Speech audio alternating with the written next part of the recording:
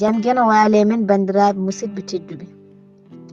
Ñande mawde jeenayi colti hitande ujune 2024 ena hawre aljuma 28 mawnum yaaw hitande nere temedde 445 fergo.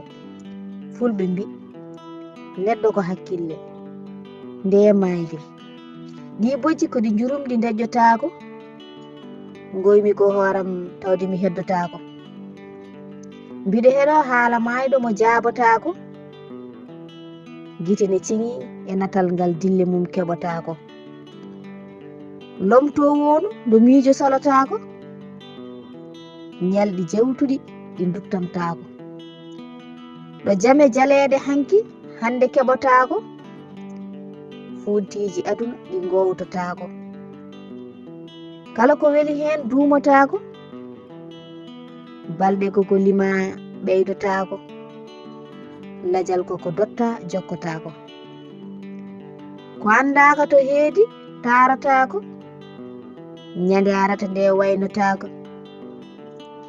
Giti yumma e korsa nde yurmotako nawde bajjo nde salotako. Giɗo aduna e gurdiɗo nde faldotako. Lamtoro Sall Abdoul Toksel gorko Ndulumaji Dembe. Jarama bandiraɓe tedduɓe taweteɓe e rendoji men. Dahamo Madina Gounass ko ñande hoore biir 27 lewru setto hitande ujune 2024 yo Allah tawnu en. Jarama gomo fulɓe mbi kono jarama ceerno Mouhamadou Siraji Ly hoodere leñol.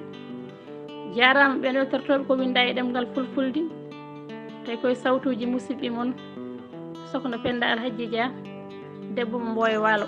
Mari Acc mo Dongari Diaw walla ni Ndulumaji. Yo jaam ñallu saro ñallane nder hen.